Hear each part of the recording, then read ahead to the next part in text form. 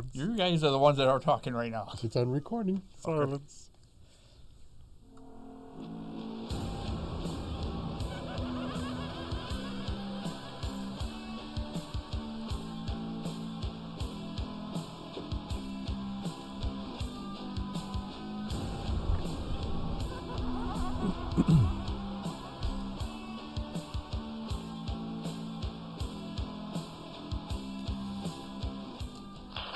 Live from the sweaty armpits of the 80-degree Burbank Shipwreck Studios, it's the Not Podcast. Hi. Hi. Hello. Hello. Hi. I'm not sweaty. Mike said I smell like a French whore. Oh, you definitely smell like a French whore. Ooh.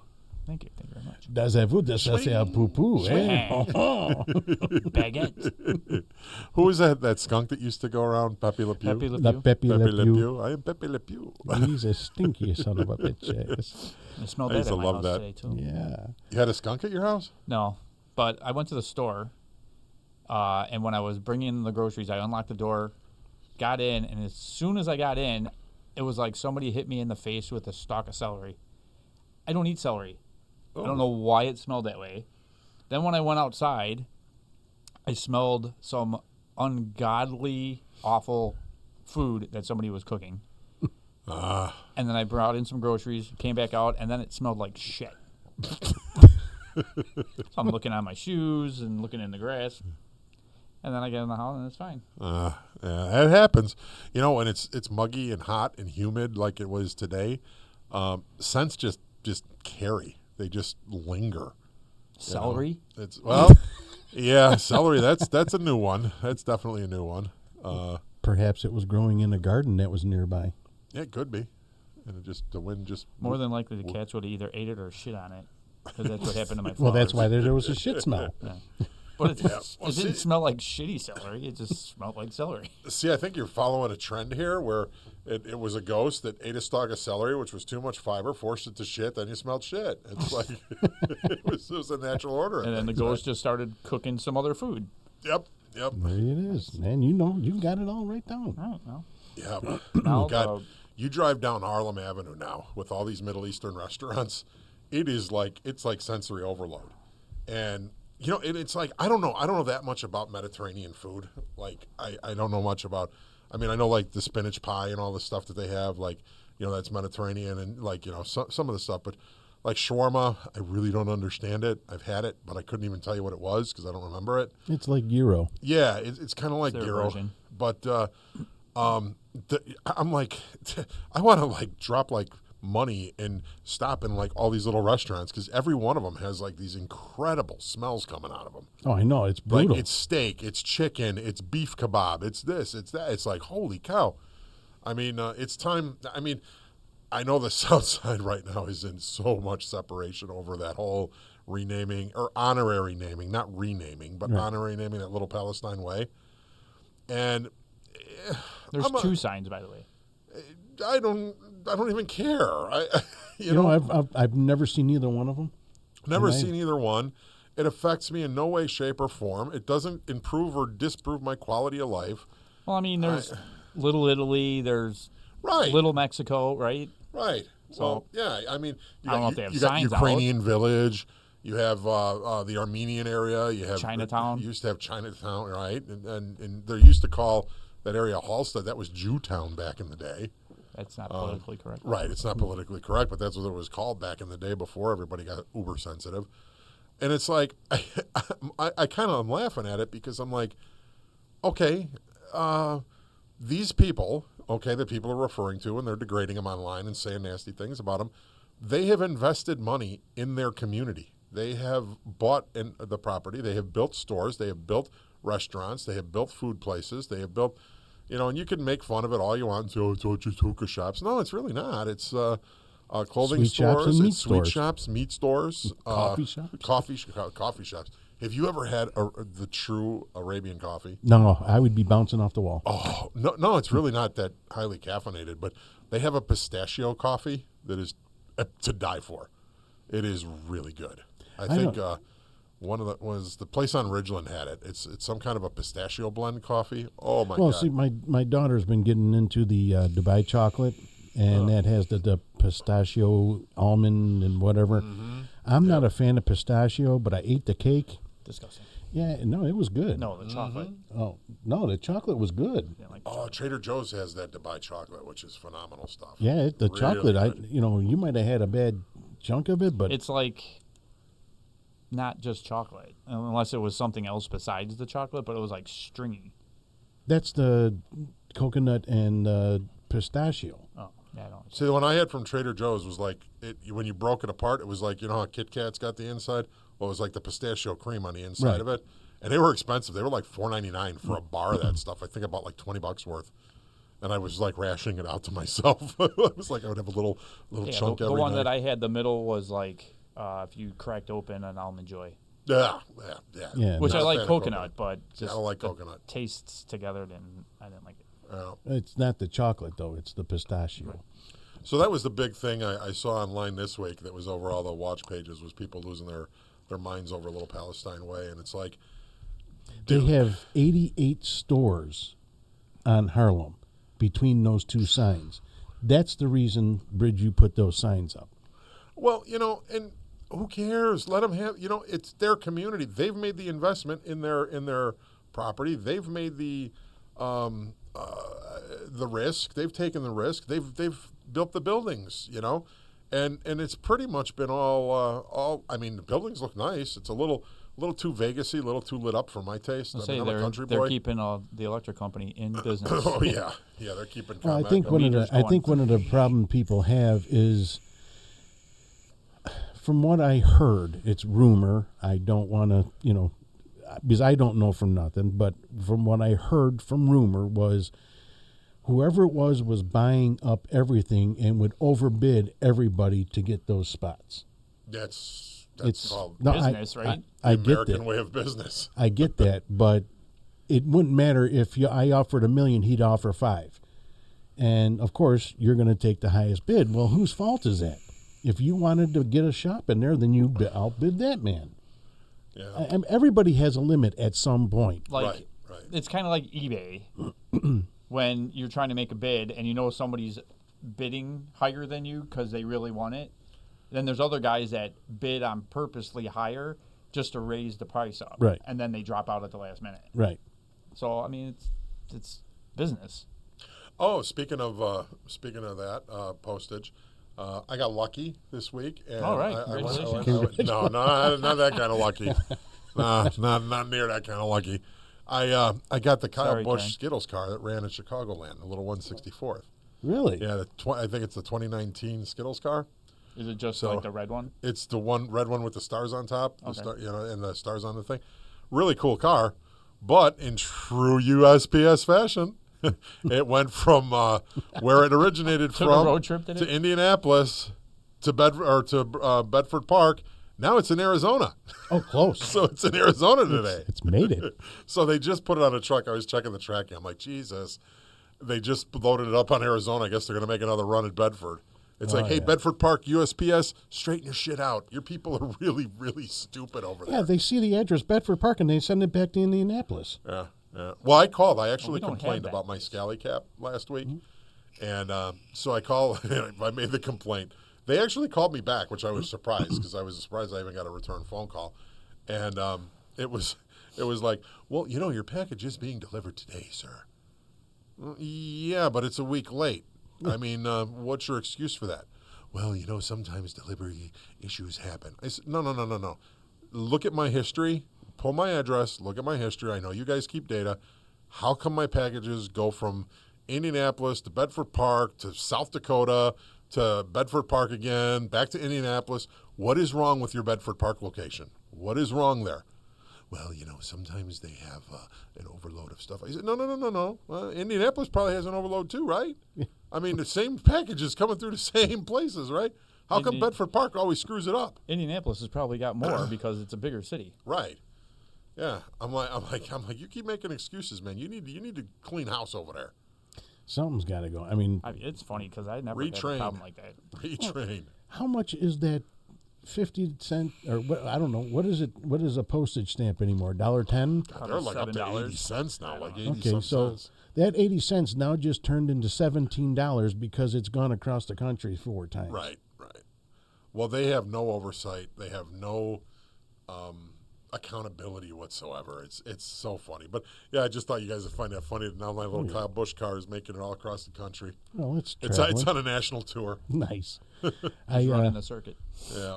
I agree with that damn shipping thing, but I just, the worst thing that the USPS can do is have the app that I have that tracks that shit. Well, see, that's the thing is I think people are starting to realize that, like, now we see your mistakes in real time. Right. Like, why did my package sit on the dock in Bedford Park for 4 days? 4 days it was, and then it ended up back in Indianapolis. Right. Well, what the fuck? What'd you just do? I mean, seriously, you put it in a corner somewhere and then you put it on the wrong truck. Bobo was over in the corner playing with it. Yeah, I'm like, geez, man, get your stuff together. It's silly how something so simple can turn into something so incredibly stupid. Yeah. Well, it's just, I think to me, with the pattern I see, it's carelessness. It's these people don't care about their job. They're just going through motions and throwing boxes on because nobody wants to work anymore. Right. From what I see, I think it's just you guys. Oh. Yeah. Yeah.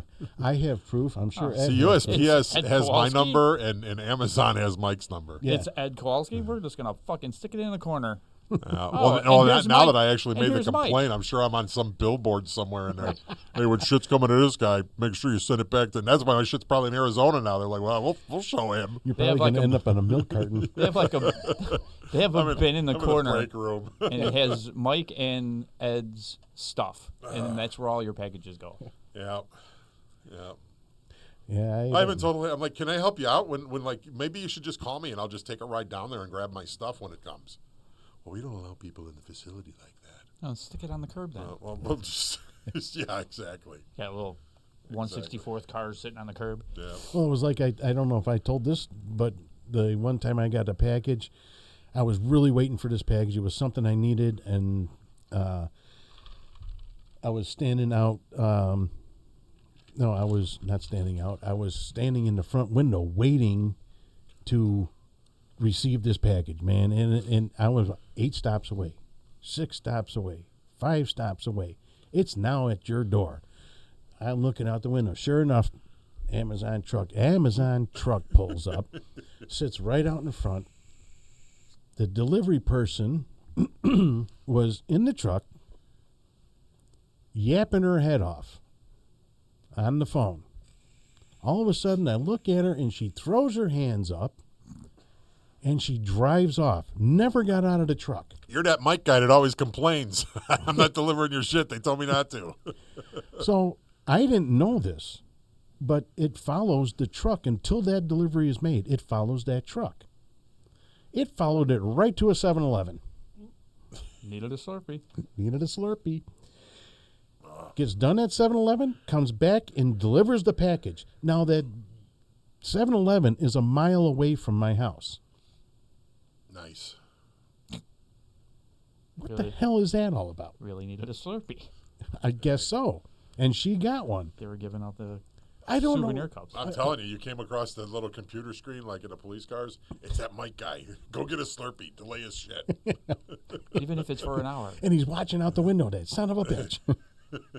They got the Amazon drone spying on you from the air. Well, it was funny. Today I was out cutting the grasses, and I was in the front, and my wife was expecting a computer for her mom. And I just happened to look at my phone while I was in between cutting grasses, and it said 4 stops away. I looked down the street, and there he was. Okay? Well, that means, to me, I'm thinking, well, he's only 2 stops away or less. Well, that's not exactly what that was. He had 3 stops before he got to my house. Oh, yeah, a lot of people order from Amazon. Oh, man. yeah. So he had the 3 stops. He turned the corner with the truck, went to the corner house that he was already on the same block and basically sitting in front of, turned the corner, got out of the truck, went make the delivery, got back in the truck, and then drove down the street. And I'm going to myself, you missed it. It's 4 houses in the other direction. Well, all of a sudden, here he comes whipping around the corner like, yep, there it is. Yeah. I don't know how many times people cannot find my street. I don't blame them, though. It is called Mulligan. Yeah. There And you that go. means do it over, so. Yeah. And that's what he did. Yep. That's funny. That is funny. But yeah, it's crazy. Crazy world of deliveries, man. Yeah, talking about crazy worlds, I got a question for you guys. What's that? Who built the pyramids? Not the Illinois Department of Transportation, Oh, no. God, no. because it takes longer to fix 294 than it does to build the Pyramid of Giza. And they Going own on like, what, 50 years now or something? Yes. Oh, God. LaGrange Road, same thing. Oh, that's Pyramids brutal. went up faster than LaGrange Road. It's absolutely nuts. I don't know. What do you mean? Who built the pyramids? Yeah, I mean, Aliens. Aliens built the pyramids. Only explanation. Yeah. really. Yeah. Aliens, or honestly, not the most PC thing to say, but it was either aliens or slave labor. It was probably, but here's the question: And the animals. real, Could be both. if it was, yeah, that's Yeah. probably what I'm getting. I think that's what I'm getting at. Okay, but my question is, if the Egyptians had alien technology back then, what happened? They took it back. Yeah. They took it back. You know that, like, the people who built the pyramids, like, they designed them because, like, those pyramids, like the real big ones, they have all kind of secret caverns. And see, the thing was, of what I know about Egyptian culture, which isn't all that much, when you die, everything that they pack with you into your pyramid is what you take into the afterlife. Right. So they would literally, like, slaughter a couple of virgins, throw those in the boat with you, throw a shit ton of wine, food, treasures, gold, all that kind of stuff that you would need in the afterlife, right? Party boat. Okay, first of all, I don't want dead virgins with me. I want them alive. Well, they're traveling with you to the afterlife, so they're going to spend all of eternity with you. So That's not so terrible. there was one guy I was worrying about, one pharaoh. They slaughtered like 50 women to go with him to the afterlife. And they probably gave up their lives. Yeah, they willingly gave it up. Like willingly were like, I'll be a sacrifice. The fuck if I'll do that? Yeah, crazy I stuff. was just wondering if I wouldn't mind being Egyptian. But then here you go. Here's the Do problem. that anymore. Like, if you were the guy that designed the pyramid and put up the rooms and you were building it and you built the secret passageways and you built the passageways for, like, the people that broke into the pyramid where they would, like, fall into a pit of snakes and all that shit, they would gouge your eyes out and then kill you because they didn't want you telling anybody the secret of where the treasure was in the pyramid. In my afterlife, So, like- I would be snitching. Yeah, it's like, yeah, it was like a weird thing. I was watching some stuff about it, but yeah, I think a lot of it was they used, like, heavy duty animals like elephants and rhino, stuff that could lift, and an incredible amount of slave labor that was just human sacrifice. But see, that's the I thing. get the first layer, but those fucking boulders are huge. and they're a ton each. How the fuck did they get them way the fuck up there? They had elaborate hoist systems and stuff like that. Like, there are some drawings that they've found, like, of the hoist systems that they used to use to, like, pull stuff up, and a lot of people got killed building those things. Supposedly. Oh, I a lot of people got killed building the Sears Tower, but Yeah. I mean, we cannot replicate that building today. It would cost us billions to do that. Oh, well, now There's a for pyramid. one, we don't have slave. Well, we do have slave labor, but It's called minimum wage. yeah, exactly, Um, exactly. We do have a pyramid. It's in Vegas. The Luxor, very cool place. That's it. Granted, it's made out of glass, but Yeah, you're out of here. No, it really curious. I'm really curious about that. Because There's one on the way to the cottage too. There's a pyramid in Wadsworth or something, right? It's off the expressway. You'll see it. It's you really can't see it from the expressway anymore because the trees have grown. But there's a big, giant golden pyramid right, like, around the exit after Great America, onto the right side. Oh, I thought that was the Greek Orthodox Church. No, there's actually, like, a pyramid. Really? Yeah, that's the Egyptian church. and I think is it Wadsworth, or it's by Illinois Beach State Park. It's like right Okay. around that area. I'll have to check that out. Yeah, Never noticed. That would be interesting. yeah. There's a horse farm too out that way. Yeah, that's the Temp Lipizans, Yes. Tempest Lipizans. Yeah. Those are awesome. They are. They The- are really the cool lesbian? horses. Hey, speaking of awesome, did you guys get a chance to see the big boy this week? No. Do you know what I'm talking about? No.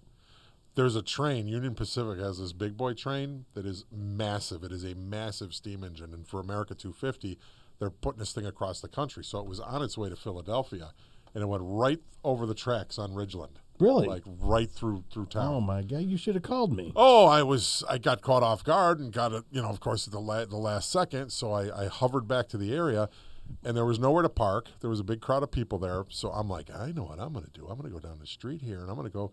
I found the perfect spot. I found railroad tracks. It was secluded. I'm like, this is going to be the best photo op ever. Wrong tracks. And then there goes the Metro. Yeah, pretty much. And the way it looked, I really thought it was the right track. So all of a sudden I hear the, the whistle blowing and everything. I'm like, oh, this is going to be cool. I'm the only one here. Well, then another car pulls up and a guy gets out. And I'm like, he's like, is this a spot to see? I'm like, I have no idea. I hope so. And then all of a sudden I hear the, and I see the smoke behind the trees. And the other side of tracks, like 3 blocks away, I see here goes the big boy. And I'm like, son of a bitch.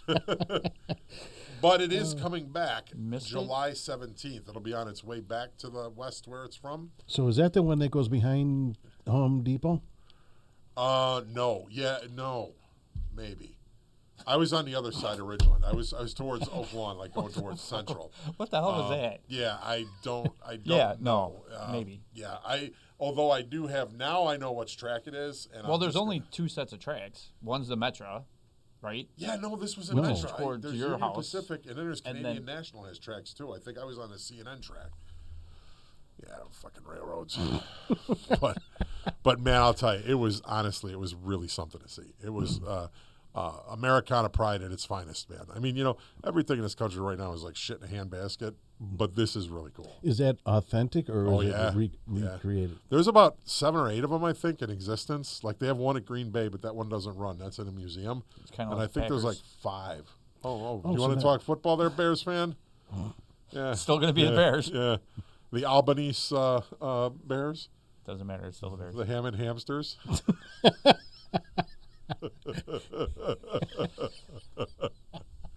What kind of a dipshit mayor and governor loses a fucking football team? Ours. Like Seriously, the original football team. Seriously, one of the most storied franchises in the NFL, and you let them walk into Indiana?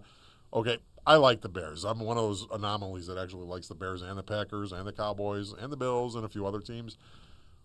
How did this happen? I opened up my social media yesterday, and I just saw the announcements for the Bears, which I don't think this is true. I think, here's my prediction, and I hope I'm right, is that this is a smoke and mirror show. They approved more exploratory stuff, but this is not an ink deal at this point. Oh, no. So I think Illinois is going to retain the Bears, and they're going to be in Arlington Heights, where they purchased like $290 million worth of property or whatever it cost. Yeah, they bought the racetrack. Yeah, they bought all that property around there.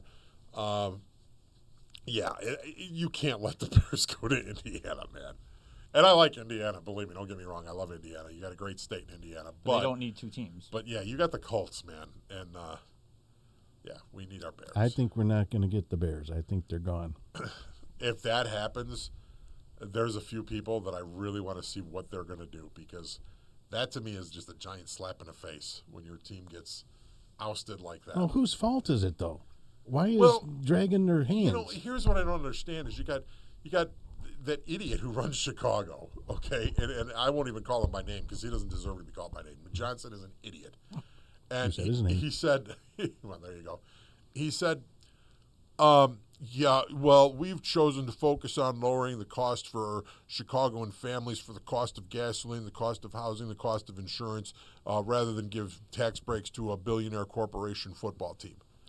Bullshit. Have you seen your gas prices in Chicago? Walk out of your office, walk over to a gas station, and look at the sign, dipshit. Pay for your own gas. Yeah, exactly. Pay for your own gas for one. And have you walked into a grocery store lately, Mayor Johnson, dipshit? Have you walked into a Mayor dipshit? have you walked into a grocery store? And I highly doubt that you even see your car insurance bill. Okay, Yeah. So shut up. Yeah. You've lost Boeing, you've lost the Chicago Bears, you've lost. I think there's 2 other major corporations that have left Illinois and left Chicago in Pritzker particular. was bragging about something coming in. Really? Yeah, a data center. Yeah, he probably Go owns it. figure. Yeah, so they can rape our electrical grid and our water system. Yeah, real good there. Hopefully, people, please don't vote for that guy this Okay, election. so if the Bears go to Arlington Heights, that would be on the mayor. This is how I'm thinking. If they leave the state, that's on both of those idiots. Yep, for sure. And I love how they're Pritzker's new word is, because he hates Trump so much, the dude's got Trump derangement syndrome. He talks about Trump in every single one of his little short videos that he puts out now. And it's like, okay, you idiot. Start focusing on Illinois and stop worrying about Trump, okay? There's things that Trump does that influence Illinois, but you have the major influence on Illinois. You're not talking about how you're repealing your gas tax that's supposed to take effect in July. What are you doing there? Oh, you're talking about how bad Trump is. And then you bring up this thing about billionaires. Who the fuck is you? Don't look in the mirror. Okay, seriously. I want to go to one Israeli with a "Who the fuck is you" shirt. Because, I mean, seriously, this dude is like, you are a billionaire, dipshit, okay? You are a billion. These are your people. These aren't my people. These aren't your people, Mike and Lou. These are his people, okay? Right. So don't even think you're on the common ground with anybody, Pritzker, because you're another one who probably, if I asked you, Governor, how much is a gallon of gas in my neighborhood? And where's your toilets? Well, we're doing everything we can to lower the cost of gas. No, you're fucking not. Shut up. Well, here's he made a comment about, well, they're using taxpayer money in Indiana for the Bears. Yeah, Illinois uses people's tax money for everything but what they're supposed to. Well, here's the thing is the big corporations get massive tax breaks. Not only on their property taxes, but on their sales taxes. They have revenue sharing. There's all kind of incentives that you give to businesses, which, you know what, in people, that is not a bad thing. If you want your community to grow and thrive and a business comes in and they're looking at Cook County taxes and they're looking at Cook County property taxes and they say, man, we'd love to be part of your community, but we can't because we just can't afford to be here. Well, then you have to give them an incentive. Now, here's what happens that people don't really think about is if you bring a company, and we just had one move into town, and he's bringing probably 30 jobs into the town. Those 30 people got to put gas in their cars. Those 30 people got to eat lunch. Those 30 people got to shop. Okay, so you're going to make some of that money back on motor fuel tax. You're going to make some of that on food and beverage tax. You're going to make some of that back on retail tax. Okay, they will shop at our mall. They will put gas in their car at a gas station in town. It's just the law of averages. So the money still comes in and it thrives. Now if we didn't give them the incentive or the incentive wasn't there, what do we have? Nothing. We have 30 no jobs. We have 30 unfilled positions. Right. And we have an empty building and an empty storefront. So what's the lesser of two evils here? Of course the Bears want an incentive. Do you know how much money the Bears generate for Chicago?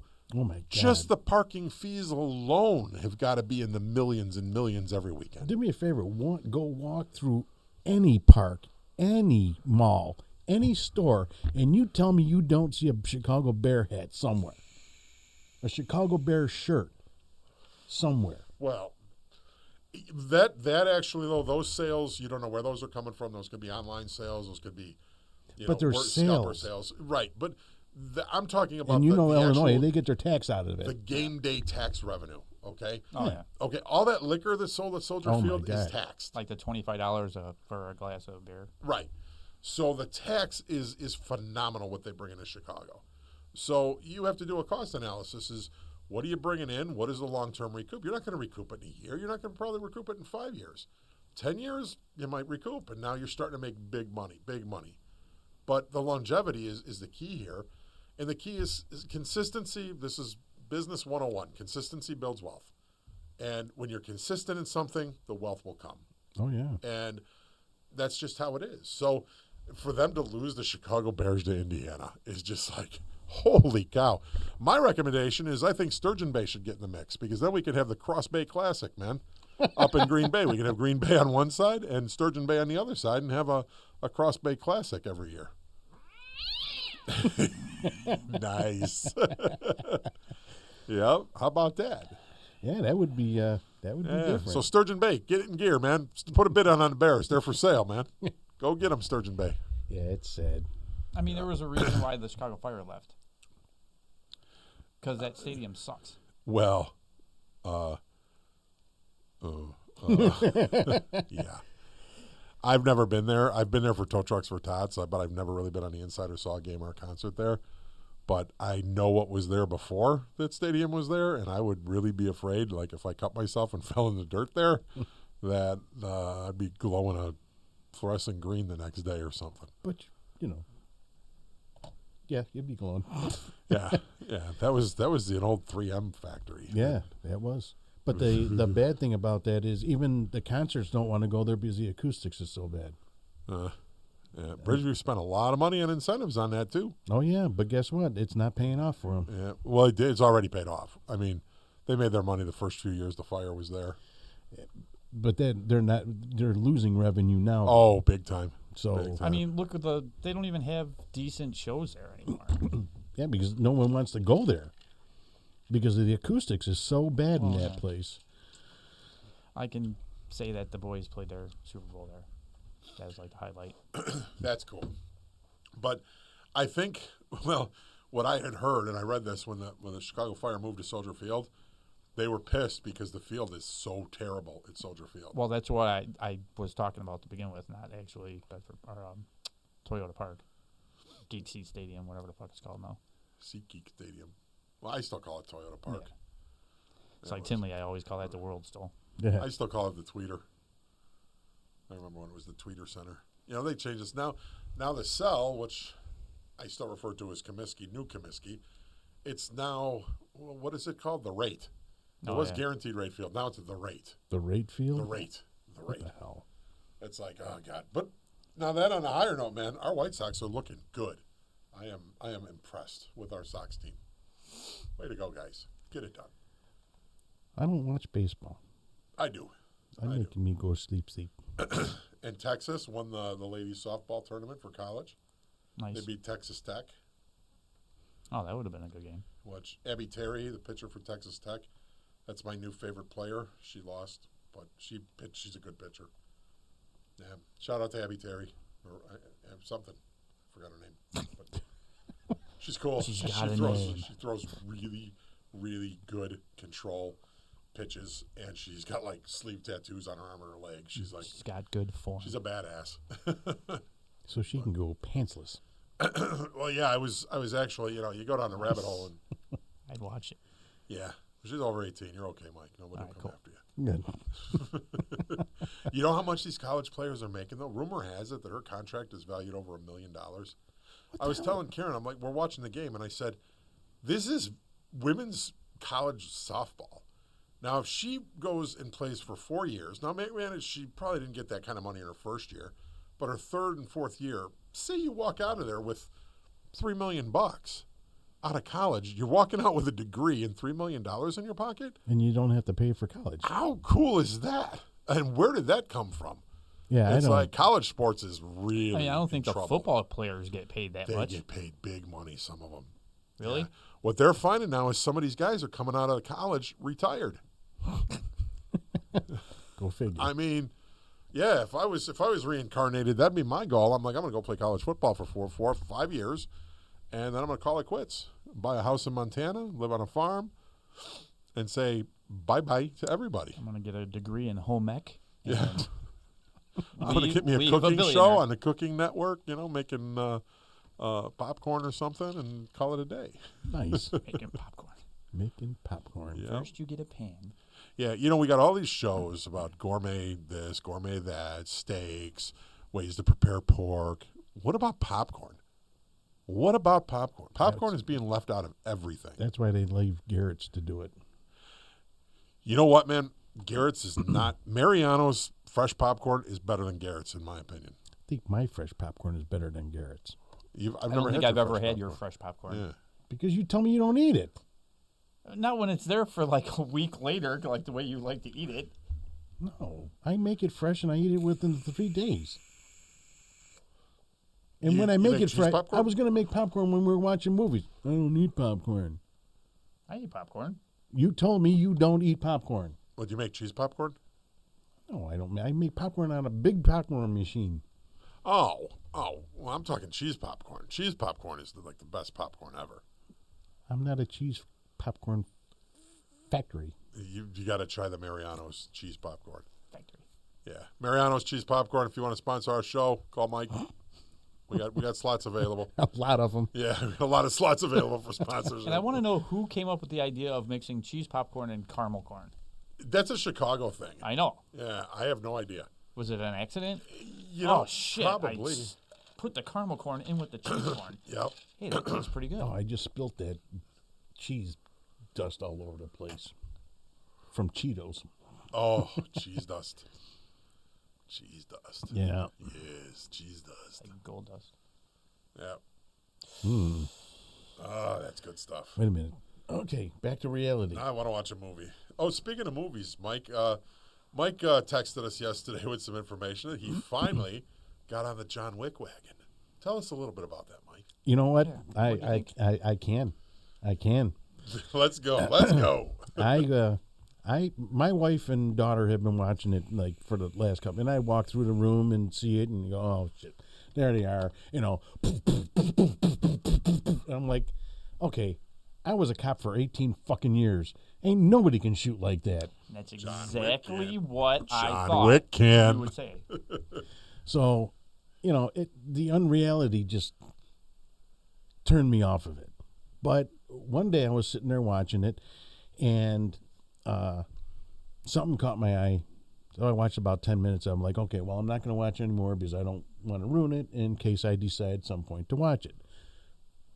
Fast forward, last week, okay, I downloaded all 4 of them on my streaming thing, put in John Wick 1, and immediately fell in love because, first of all, he's driving like a 67 Mustang. Eleanor.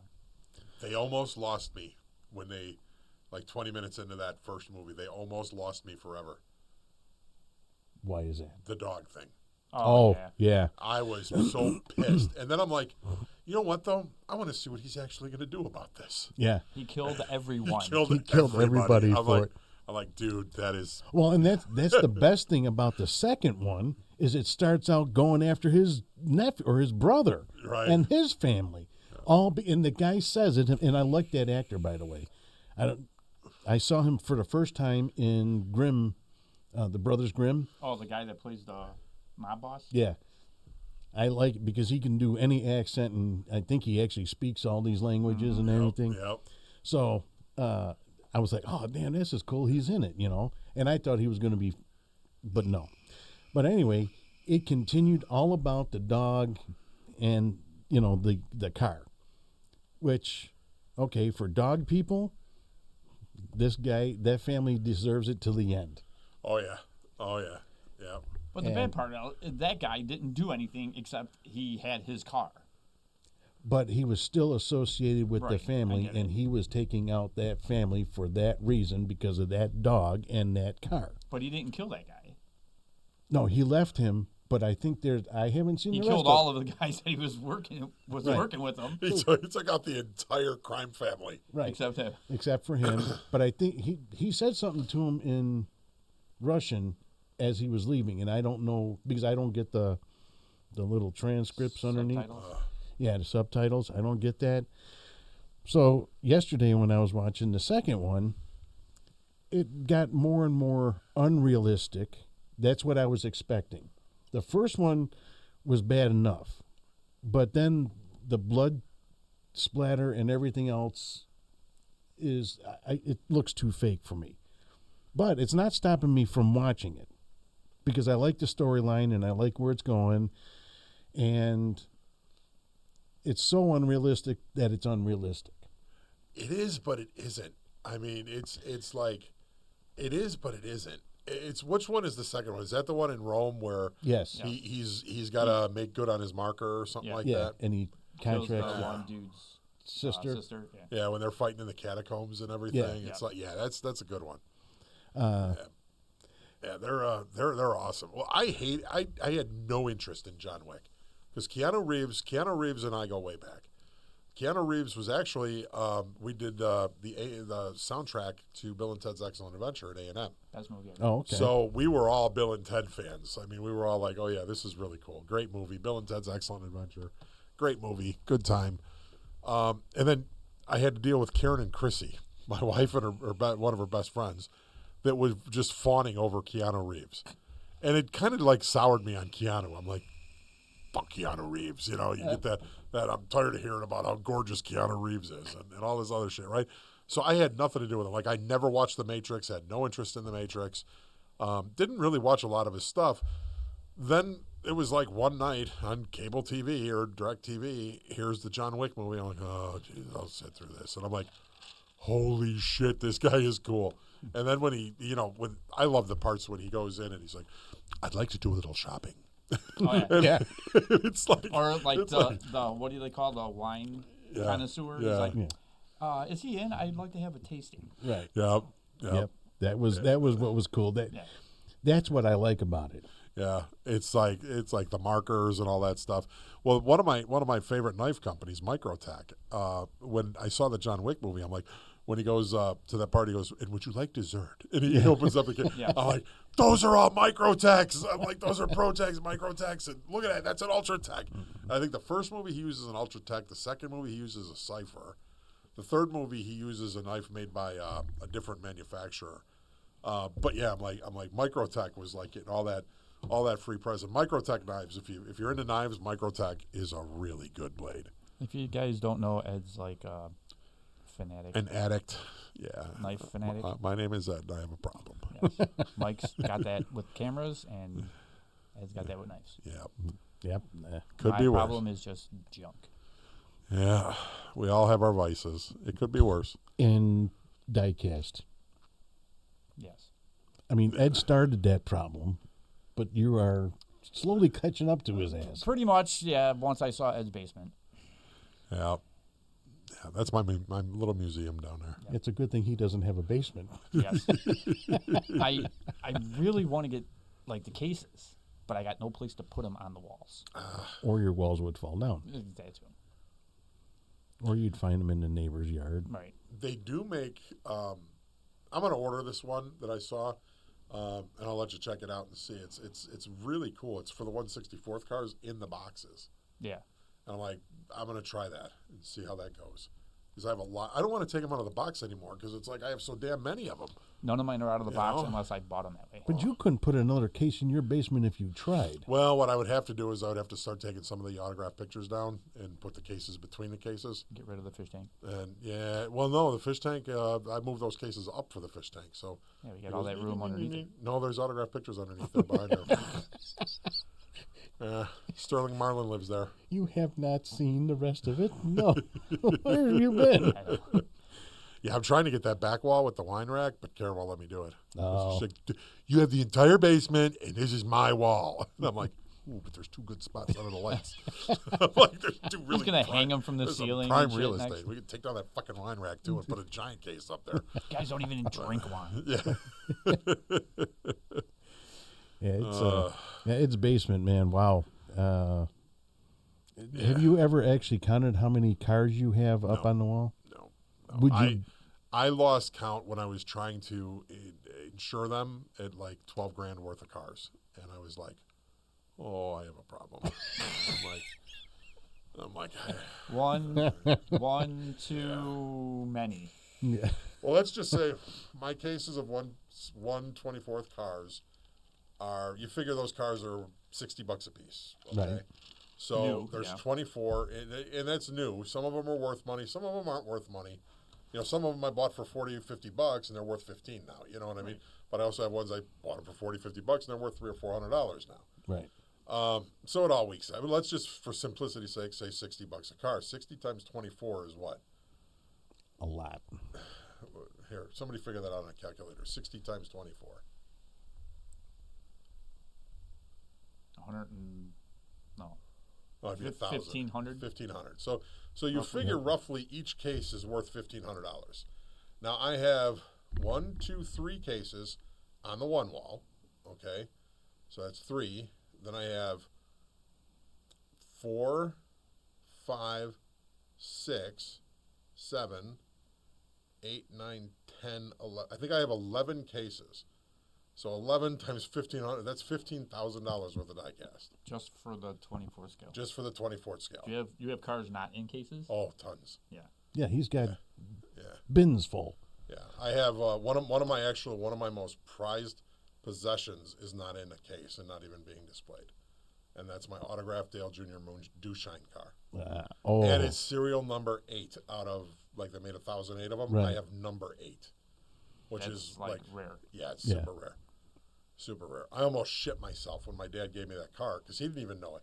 I looked at the serial number like, Dad, did you realize this is number 8? And he was like, no. He's like, what does that mean? And I'm like, I literally started shaking. And I love that car because to me, that car represented the Earnhardt family, which a legacy of racing, but it also brought the moonshine aspect. And it was just a wicked looking green and gold paint job. You know, it's kind of like, it was just an awesome car. Why don't you have it out? You know what? Because number one, I want a very special case for it, and I haven't found a case I like for it. Like to stand alone? Yeah. It's going to be a standalone on its own little table. Yeah, that's one of my favorite. That's probably my favorite car in my collection. Fish tank has to go. Or Karen. Actually, I want a bigger fish tank. I want a fish tank that like is going to be like For a shark? Yeah, I want a shark. Baby shark. Baby Wait a minute. shark. You have more than 11 cases. Those are the 1/64th cars. Now, you figure those $11 a piece. Those hold 60. Okay, so that's $600 a case. I have 1, 2, 3, 4, about 5 of those. Right. Okay, so that's a lot of money. It's a lot of freaking money. Yeah, and there's plus the ones that are, oh my God, I don't even want to. But see, here's the thing. I don't go to bars. I don't take fancy vacations. I lead a pretty simple existence. So everyone suffers because you like cars. Right. Well, no, it's just with the place I worked at before, it was like vacation was like not an option. It's like they recommended, oh yeah, you take your vacation time, and then you take your vacation time, and they beat the shit out of you when you come back, and it's like, and you didn't do this. It was like, okay, if I leave, they're going to use that as the opportunity to tell me how shitty I am. Right. So everybody was afraid to take vacation. At least some of us, not all of us. So this new place should be much better. Oh, yeah. Yeah, the new place is like, they tell you flat out, they're like, you will take your vacation. And when they take a vacation, you turn off. They are adamant about that. Oh, good, because I'm going to remember that. Yeah. I am going to call you on it if I see that fucking phone on. Well, see, that's the thing, though. I mean, it's easier for a production person in my business to shut off and be like, okay, I'm not answering any calls. It'll be rerouted to a different project manager, blah, blah, blah. My accounts still call me. And that's how it should be. They trust me. And it's not a problem. If I got to take a loss and put it in the system or counsel a customer or whatever, it's not a big deal. I don't have a problem with that. That's what I do. It's a service industry, But what I do have a problem with is when you're constantly criticized and you got some, power hungry dipshit saying, you're going to start at 7 o'clock in the morning and that's going to improve you. No, it's really not going to improve me, man. You're going to get less out of me now. Yeah, you're not getting, you're forcing me out the door now. Right. At 7 in the morning, I don't function. Right. And then you got another fucking idiot from Tennessee that's like, and Ed, we're going to have a meeting every Monday and I'm going to tell you exactly how to plan your week and make you successful. And I'd sit there literally week after week with my computer on at 7 in the morning going, where is he? And then I'd get a text message. Yeah, I had to drop my kids off at the office today, and I had to take them. We're not going to meet, but we'll meet next week. Oh, sure. Fuck you. Yeah. That. What a piece of shit that guy was. But he improved you. Oh yeah, he made me better. Yeah, he made me better. Because you left. He made me a better job seeker. That's what you did. Ed, I'm not going to pat you on the back because I don't like you that much. And you can't reach? I was going to pat him on the back. Not him. Oh. But, no, I know a lot of salesmen, okay? And one of my buddies, Jim, is a salesman. Is that Jim McMahon? Yeah. That dude goes to the best restaurants, man. I'm telling you, that guy. I want. One of them is Mike's house. Yeah. No, he had a picture where was he at? He was at Ditka's this week, and then he was at some other place taking a picture of this like fancy drink and like a meat appetizer or something. And I'm like, dude, every time I open Jim McMahon's Facebook page, my mouth starts watering. Yeah, that he does. He likes to eat. But the thing with Jim is he's too harsh of a salesman. You know, he doesn't. He doesn't smooge. He's good. I mean, he'll sell you anything. You know, he'll sell a dog off a meat wagon. But there's a way to make you feel like you got something, and he doesn't give you that feeling. Where you feel like you're getting a service. You know, you can sell me a popsicle and think, oh, this thing is going to last forever. How many licks does it take to get to the center of the Tootsie Roll Pop? Yeah, so, and Jim could sell me a popsicle and it'd be half gone.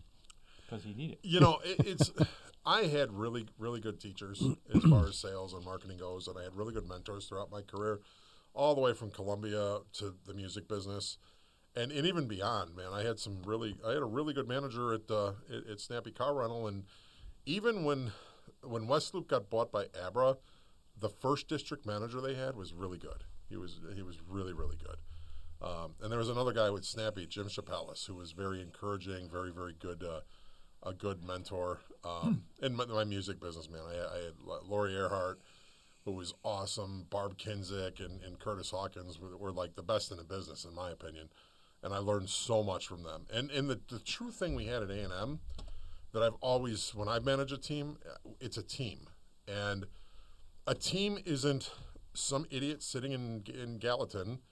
Oh, did I say that out loud? That thinks he knows about sales, who's never done the job. Because I've seen you interact with people in skyboxes, and you're awkward as fuck, okay? And you're creepy. And the feedback that I got was just that. Who's this awkward, creepy dude? Nice. Oh, that's my new director. You know?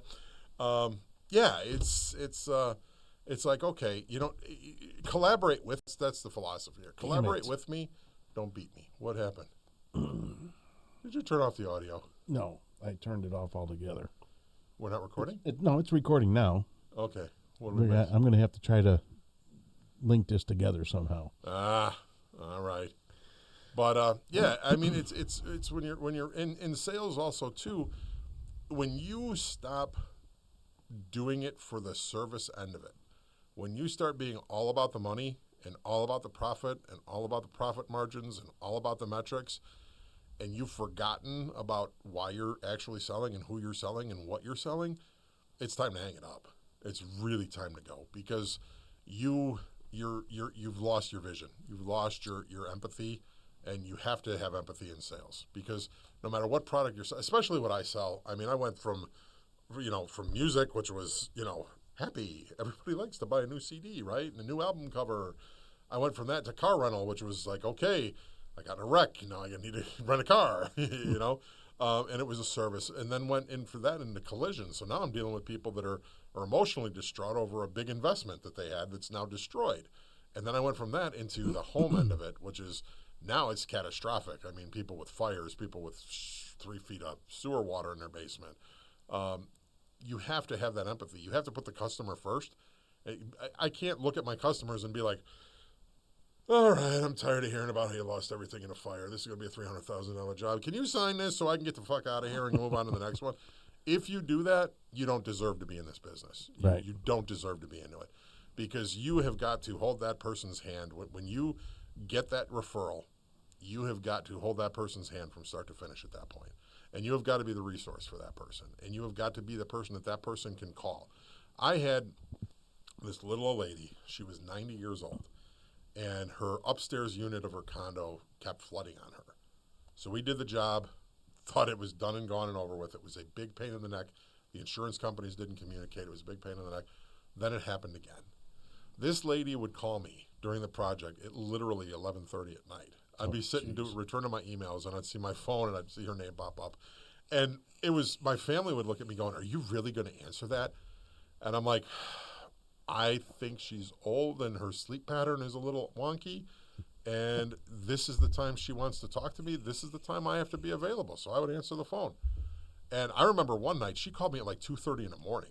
And I'm an open book. I sleep with a CPAP, you know. I got the Darth Vader mask going, you know. And my phone rings, and I look over at the thing, and it's like, oh, shit, it's that lady. You know, and I'm like ripping the mask off, answering the phone, and, you know, and sometimes your mouth gets all dry, so I'm like, and she's like, hi, I just had a quick question for you. Are the guys going to come by and paint this week? And it's like, it's 2:30 in the morning. I got dry mouth. I got my CPAP just cut my ear off, taking it off to answer the phone for you. If you lose the empathy for that and you don't appreciate the fact, and it was funny because, you know, my wife looks at me and she goes, Jesus, these people are calling you at 2:30 in the morning.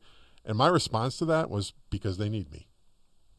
And it's an honor to be needed in that type of a situation. And I walked her through her second loss, which was unbelievably complicated because this person that kept flooding on her wouldn't answer her phone. She wouldn't talk to her insurance company. It was just a big, big, big mess. And then my company decided, you know, hey, this job's not worth it. And they were trying to walk away from it. So then I had to fight for her again. And I had to be like, no, we're finishing this job. We're finishing this job. It's a pain in the neck. We'll work through it. We'll finish it. Finally, we got the job done. And I haven't heard from her in a while. I was actually going to call her this week just to see how she was doing because we became friends over these 2 losses. And, you know, and I worry about her. She had some major health problems that she was dealing with. And her family was not all that supportive of her, you know. But well, you know, it's funny that you mention that because with the home hunt that Lou and I work, you know, it's at my house. Okay, and we will have rain dates or, you know, something going on where not everybody is going to be there or, you know, whatever. yeah, we have lives outside of the hunt. We don't charge for it. Not through October, you don't. Yeah. But you know, if something happens, something happens. You know, a couple of years ago, my father-in-law passed away just before we opened up. And the wake was during our opening weekend. I wasn't there. Show went on. The show went on. I told everybody to show up to the house. It's open. You know, do what you got to do and just, you know, work it like you normally do, just without Ghost Rider. And they did. But what upsets me is we'll have a rain out. And I don't know what people don't understand about that, but we have electric that runs outside in the grass, in the air, you know, all over the place. And what happens with electric and water? Great conductor. Yep. And with that, I have people not knocking at my door, knocking at my front window. Are you opening tonight? Is it pouring on your head? If not, this gun's going to be pointing something. Yeah. I could not. And, you know, I don't sit in the front room. I sit in the den in the back. So my wife is the one that's getting bothered. And then she yells for me. Come and tell these people. I'll tell them off is what I'm going to do. It's raining out, people. Yeah. Why are you going to knock on my front window? Don't even bother walking to the door. But see, that's the thing is you've built a following and in a sense, those people depend on you. You are their source of entertainment. You are their source of joy during the holiday season. And that's really, truly a crown to wear, you know. And crowns come with pressure. Crowns put pressure on the head. But So do these headphones. Yep. Yeah. But what I don't understand is I'm gab sunk at the fact that you would actually go up to somebody's front window and knock on the front window asking if we're going to open when it's pouring rain outside. Yeah. And well, we're outside in electric. Normal people that come by, which there's not too many that are normal that come by our place, but if it's pouring rain, there's not too many people coming out in the first place. No. Then if you do happen to come by when it's pouring rain and you see nothing on, Yeah, I turn everything off. do you not get the hint? Like, don't come knocking on someone's window to scare the crap out of them. That's not your job. That's our job. Right. And not only that, but at 7 o'clock, if the lights are not on at 6:45, they're not coming on at 7 o'clock. If you don't hear a chainsaw ripping, Or a Harley running. then don't come knocking on the window. Yeah, for sure. Yeah, For sure. people are just, But see, that's the thing though too, is you have a good team around you. You have a team of people that are really dedicated to the mission, which the mission is entertaining. I mean, the mission is to entertain the general public and have fun doing it. And I think your ghouls and goblins have a good time. I know Beetlejuice is I just think he's the shit. I love that the whole setup he has. Oh yeah, It's evolved over the years, and I was never a Beetlejuice fan. I never was. I like the movie, but I wasn't like one of these cult fanatics about Beetlejuice and stuff. But the way he does Beetlejuice made me love Beetlejuice. Honestly, And it's funny because I see like videos of guys dressing up as Beetlejuice or he nails live. it.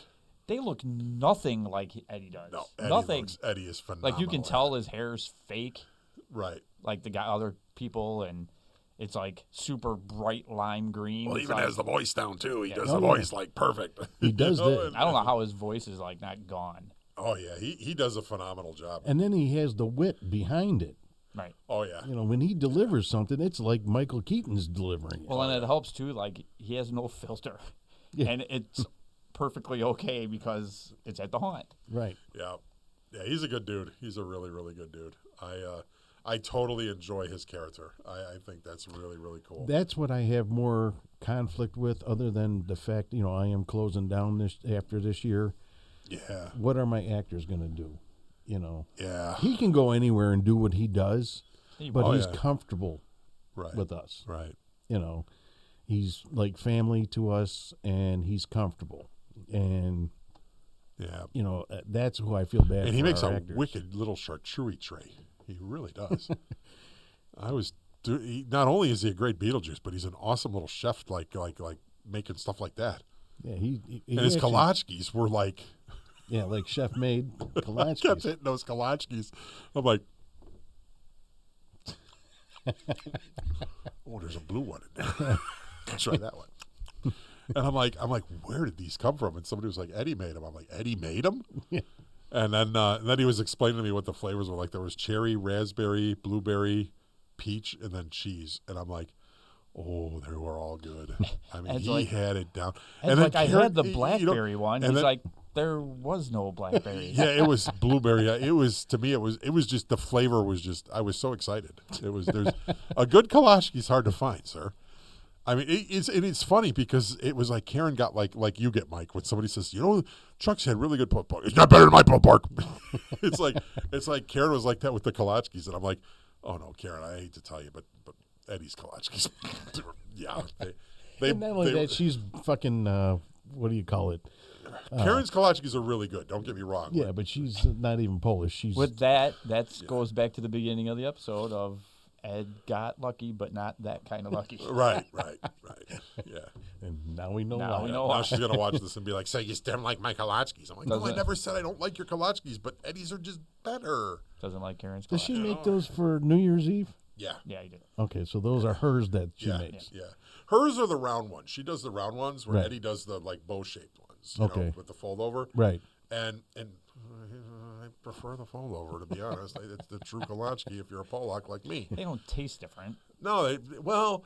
unless you're Michelle. You get a bigger doughy hit. You get a bigger dough hit, and if the dough is good, which Eddie's dough is really, really good, it's a fantastic cookie, And then what really impressed me was that cheese tray thing that he put together. You're just digging your own grave right now. It had the what was that sausage that you got from Joe and Frank's? It's like a Slim Jim, but it's their version of it, and, Right. and you chop it.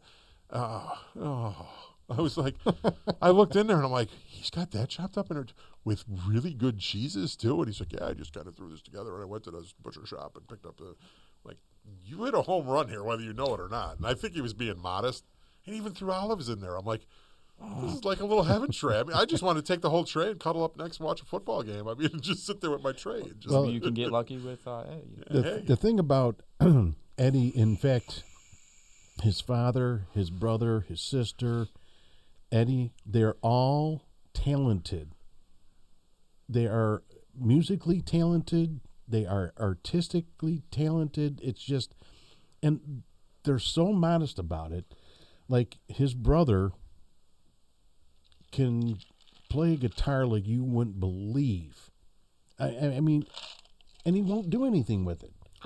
You know, instead of being like a studio guitarist, he won't do anything with it. He's a truck driver. Eddie, you can play a tune for him, and he can recreate it on the piano. Wow. Never had a lesson in his life. None of them. You know, there is big money for pianists to go to like Mariano's and the stores that have the piano players at the escalators. Menards. They get paid. Yeah, I was in Menards. Michael loved this. I went to Menards, Mike. Congratulations. Well, my mom loves to shop at Menards for certain things. This is my Graceland, sir. Yeah. And I'm like, I have never been a fan of Menards because getting to it, I hate driving down Harlem. The turn in is like insane, and people coming in and out of Menards are like, they're like a unique breed. It's like Prius drivers. But I digress. I had to take Mom to Menards, and so I'm like, I had to get a filter or a filter cover for the exhaust fan in my bathroom. I was taking it down and I cracked it, so I'm like, I had to get a new one. So I go to Menards and I'm like, oh, these things are upstairs. I'm like, I'm gonna go upstairs. So I'm on the escalator with my little cart. I'm like, this is really cool how they got this thing where you can push your cart on the escalator and everything. And at the top, there's a dude playing piano, and I'm like, wait a minute, where am I? He's always there. So yeah, Weekends. I never saw him before, and he was just jamming away, and I'm like, Like he doesn't pay attention to like nothing around him. no, not at all. No, he don't was turn his totally head. oblivious. And then in October, they'll have like a big giant blow up something, like a big spider sitting on his piano, like over it. He won't even notice it. And he's just like, Yeah, but yeah, I was really impressed with Menards. This rebate thing. It's like, I really like this. It's like you're not paying tax. That's it's like you get bullshit. your tax back. Yeah, you know? I love it. it's bullshit. What do you mean it's bullshit? I've mailed, you know how many times I've mailed that in and never got a check back? That's Really? your fault. Well, Because they I get them don't- every time. They don't send you a check. They send you like a coupon, and you bring it, and they scan it, and like discount your stuff. Yeah, it's like insert credit. So I went walking around, right? And I'm like, you know, you see what's funny though is now with my mom that I have to take her these places. I've noticed that my spending money is increased I was just because going to say that. I'm like, we go to Menards, and I had no intention of buying anything. She wanted to get flowers for her garden. And her deck. She puts live plants, flowers on her deck, and all her little trinkets and all that stuff, right? So we're out looking at the live plants, and I'm kind of looking at it, I'm like, I really like that plant. Like, that would look good hanging on my thing. So $4.99 later, it's in the cart. Then I'm walking, and they put up this thing, it's called a dragon's breath. Mm-hmm. It's a bright red, like, plant. Oh, yeah. And I'm like, oh, this is really cool. And I have this empty planter thing. I'm like, this would look really good in there. So I buy that. Well, then we're walking through, and I'm like, you know what? I need one of those mini flagpoles. So for my dad's grave, I bought him a mini flag of Earnhardt with the number 3, but I needed the holder for it. So they had those at Menards. So I'm like, I need one of these, and then I need one for my yard because I'm getting an America 250 flag. So next thing you know, like $30-$40 later, I'm in line going, thanks, Mom. Well, then after that, guess where we go after that? Walmart. Oh, no. I have deliberately avoided Walmart, okay, because of my diecast addiction. It's like, you know, it's like when you shoot heroin, you can't go into the junkie house anymore. Well, that's how I was with Walmart. Okay, I would go into Walmart, and Walmart has a really good selection of diecast cars and Star Wars stuff. Oh, really? No. Oh yeah, oh yeah. I didn't know of either one of them. In the toy section, they had someplace we don't visit. So they had the F1 car, the McLaren, which is really hard to find. They had like 20 of them. Really? And I'm like, oh, this is nice. So I picked up my F1 McLaren, and then I'm looking, and they had, and I should have picked it up, they had Grogu with the Mandalorian, the new figure from the new movie. You know how much a Star Wars figure is now? Way too much. It's like $25, $30. Like $24.99 for an action figure. Yep. Oh, wow. Now, mind you, when I was a little kid, I remember they were $1.25. Then they went up to $1.75. Then they went up, like in the 90s when they re-released everything, they were like $4.99, and I think they got as high as $7.99. They're $24 now for an action figure.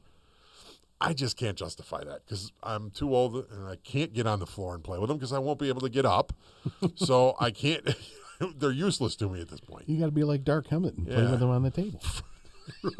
My back hurts. I didn't see nothing. Yeah, it's just like, yeah, man. But the quality of the action figures, it's like they're so detailed now. I'm like, if I was a kid now, which, you keep thinking about that, like, what happens when you die? Do you get reincarnated? Because I definitely don't want to come back and go through school all over again. But damn, the toys are cool. Yeah, see, I was going to lead into that after the pyramid thing, but that'll be for another day. Yeah. Because, we have to revisit what things were and what they are today. Oh, it's crazy. Well, action figures are nuts. And Hot Wheels and Matchbox cars have always been like 79 cents to 99 cents. They just shot up to like $1.29 because of all these tariffs and this world bullshit going on. It's really affected, and I'm like, you can't make Hot Wheels and Matchbox cars that expensive because little kids collect them. Right. And it's like that's the gateway drug, basically. The Hot Wheels is the gateway drug, and Matchbox. But Hot Wheels or Matchbox? Hot Wheels. Hot Wheels, Mike. Hot Wheels or Matchbox? I don't know. I'm kind of tossed between both of them. Yeah, that's where I'm at too. I mean, but I don't even like any of them anymore. Like the cars are like not realistic anymore.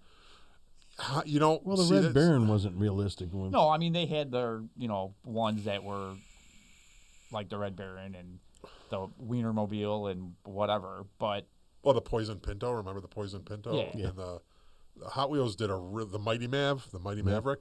But they had like real cars. Like you can get a Mustang, and it didn't have like an engine sticking out of the hood and slicks that are like 3 times too big and stuff like that. Well, the problem with that is the cars today aren't worth fucking making in Hot Wheels.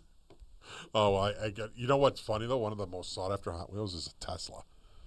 Everybody wants the Cybertruck, and I'm like, the Cybertruck is ugliest butt ugly. Fucking thing ever made. Yeah, that's ever. ridiculous. I'd rather have a Gremlin. I'll never own, unless they force me to buy an electric vehicle, I will never own an electric vehicle. Well, we saw what happened during the polar vortex here in Chicago, how those Teslas had a lot of issues, a lot of problems. Those people were pissed that their doors weren't opening, the batteries weren't charging. You bought an electric car. Yeah. Dumbass. Yeah. It's, well, I was excited. When the Cybertruck came out, I was like, wow, this thing is cutting edge. And then I watched the unveil where they broke the window and Elon Musk was pissed. He kind of like dropped an F-bomb. He's like, fuck, when they broke the window. But I'm like, this is really cool. So I went to the dealer. After there was something going on, there was some kind of civil unrest, and Tesla was being targeted, and people were vandalizing Tesla dealerships. And I'm like, hey, we clean that stuff. So I went in to meet with the Tesla people, right? So I'm talking to them, and they're like, yeah, you know what? Thanks for stopping by, because, we are kind of concerned about, something happening in our facility, and it's good to have a contact and blah, blah, blah. And I'm like, oh, okay, cool. So as I'm walking out, I'm like, I need to check out the Cybertruck, right? So I go to the Cybertruck, and I'm like, oh, wow, it's bigger than I thought it would be. And then I opened the door, and I sat in it, and I was like, it's not uncomfortable, but it's not comfortable. It's got those wraparound seats, which if you're a big guy like me, I don't like anything wrapping around me. I don't either. I like a flat seat, Yeah. That's a set of legs. Yeah, there you go. And I'm like, okay, but I could probably get around this because the seats actually were kind of large. So I'm like, I could probably get around this. But the dashboard, there's nothing there. It's literally like somebody took a blank dashboard and put an iPad in the middle of it. And that's your dashboard. And I'm like, I don't think I could ever get used to this. I really don't think, I miss the days of wood grain dashboards, carbon fiber dashboards. Remember, you used to go to Wachowski's, and you would be able to buy like the kit to make your dashboard carbon fiber, or cover wood grain, or put wood grain in, or whatever. I miss when cars had that type of personality. They're so sterile now. I miss Wachowski's. Yeah, I used to love that catalog. Oh my God! I'm getting louvers for the Cutlass. I'm getting louvers, and look at these rim caps. Oh my God, louvers and everything, and blue dot lights for my tail lights, and I miss the shifter on the column. Oh yeah. And bench seats. Oh, I had a '79 Malibu with a vinyl bench seat, and I used to love that car, man. I miss not wearing a seatbelt. Oh wait a minute, I still don't. That goes with the bench seats. Yeah. Well, I used to love my vinyl bench seat in my '79 Boo, man, my Malibu. Because, man, you'd be out on a date or something, you'd take that corner a little tight, and your girl would be right on your lap, and you'd be like, yeah. Thank you, Malibu. Well, when you were a kid riding in the back window, You mean in the seat? You're in the back window. Oh God. Yeah. Well, so you know what? And we survived. That's the whole thing. I mean, I spent my life in the back seat of my dad's cars with those big old vinyl seats. And my dad was a car guy, so he used to armor all his car. You know, it'd be nice and clean. And I remember we'd be on trips and stuff, and I'd be sleeping in the back seat, and those cars were big enough where you could literally lay across the seat. Oh yeah. And he would take a turn and be like, zzzz, zzzz. You'd be like, Well, and I would do it on purpose. Yeah. Like I'd be sitting there and I'd put my foot against the door and slide one way and then go on the other side. And we're not even turning. Yep. Yeah. Well, those seats were so big. I remember one time I was playing with my mom and dad. I was telling if we were going uphill or downhill because I would roll either off the seat or I'd be stuck in the back of the seat. And I think we were going through Tennessee and in the mountains. And I was like, "We're going uphill, Dad?" He's like, "Yep." "Oh, we're going downhill." It's like, you're falling. Yeah, I remember my parents had a 63 Chevy Caprice Impala. Nice. And it was white with the blue, like a blue metallic interior. Okay. Yep. And the back window ledge or back window shelf was blue, but it was like screen like material. Uh-huh. And my brother was sitting in the back with us with me, and he had a coloring book. And he left the crayons in the back window, and the crayons melted all over the screen thing. And it was, I mean, the beating he got, I felt. There you go. But it completely ruined that entire shelf in the back, you know, because they would roll all over the place, and you know, the sun is just melting them, and they're just. It looks like a tie-dye thing back there. It did.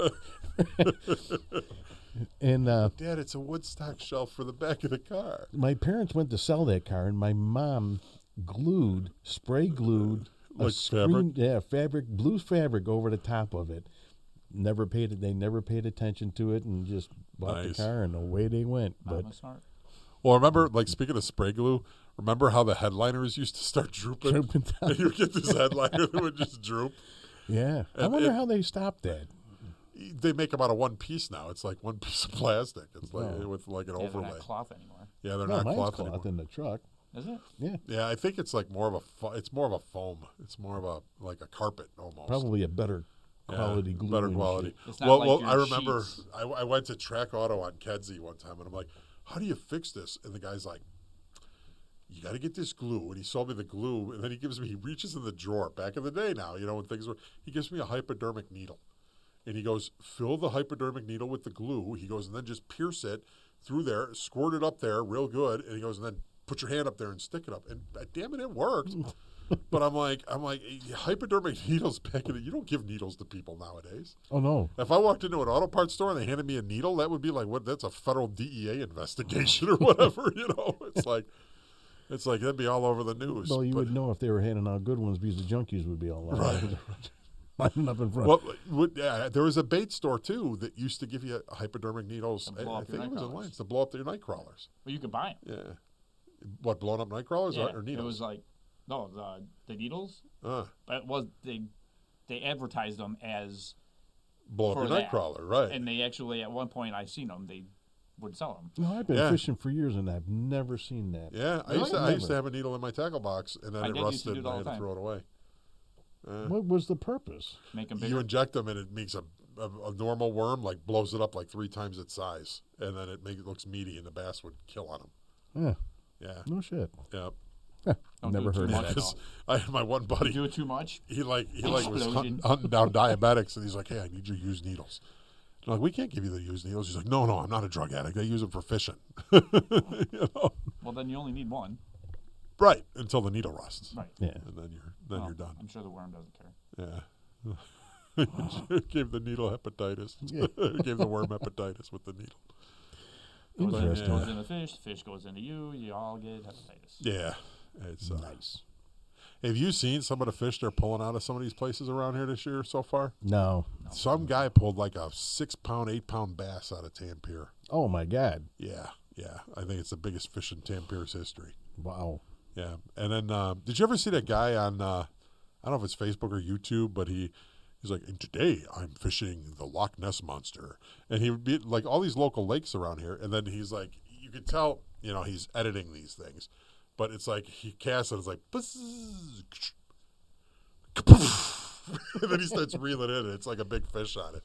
The dude is totally cool. I haven't seen him actually in a while, but like during winter, like fall, he was posting a lot of videos, and he was catching some nice fish at like Maple Lake, Bulldog Slough he was out at. Wow. Saganaski he was out there. It's like, Does he show what he's using? yeah, oh yeah, yeah. He'd be like, today I'm using a spinnerbait at Tampere. And it's like, and then it'd be wait, and then all of a sudden, and it'd start reeling it in, and it's like a monster bass or a crappie or something. I don't know. I've been fishing there for years and don't Yeah, catch very much. I caught a snake, man, one time. One of those I got a lakes. snake, man. Yeah, I'm like, wonderful. He did.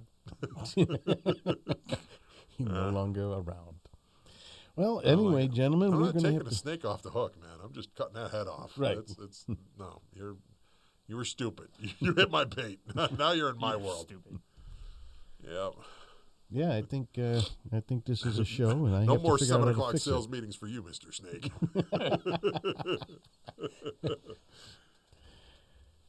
I think this is a show, gentlemen. Is we done? Yeah, I think we have to. Well, I have to figure out how to mend this now Nice. because it's in 2 parts. Editing. Yeah, I got to figure out how to do that. Okie dokie. What I think I'm going to do is I'm going to put it on that, figure that out, bring it home, and figure it out on my new computer. Nice. Well, be safe, be kind, treat people nicely, and have a great week, everybody. Why start now? Yeah. Well, we'll be posting this on a Friday, so have a great weekend, everybody. Oh, yeah. Be nice, be kind. A Friday. We're not sure which Friday because there's 2 of them I got to fix here. So one of our earlier episodes are going to have to go out. Hey, and like our stuff and comment, please. Like and comment. Give us feedback. Oh, yeah. We also need to sponsor my son's business. Yes. Banshee Defense. BansheeDefense.com. Check them out. They got everything that you need for your firearms and other accessories as well. Yeah, he had a lot of drops this week. A lot of new stuff came in. So if you're looking for gun parts, Banshee Defense has an incredible amount of stuff that came in and dropped this week. He was posting shorts all week. Oh, was short he? videos all Okay. week. Yeah. I was wondering what he was doing up there. Yep. Yeah, he was working. It looks like his inventory went up significantly this week. Is he posting those on Facebook? It's either Facebook or YouTube. I think Facebook. Yeah. So follow, look up Banshee Defense and follow them. Give them a like and a follow for sure. Absolutely. If anything, even if you're not a gun person, he has some really cool designed patches, hats. If you're into patches, hats, T-shirts. EDSA stuff. They have t-shirts yet? He's going. He's got to. some. I think he's got some. Yeah, he has a lot of just cool stuff. The logo, the Banshee logo, is really cool too. It's definitely cool. And the CEO would appreciate it also. Yes. Yeah, or you can send him a bone. Yes. Yep. Throw him a bone. Yeah, if you're into stickers, Banshee Defense stickers are really cool. Oh, yeah. Yeah. I have to say, he's put some thought into that. There you go. All right, y'all. All right. Been one. Have a good weekend. Deuces. Peace out, baby.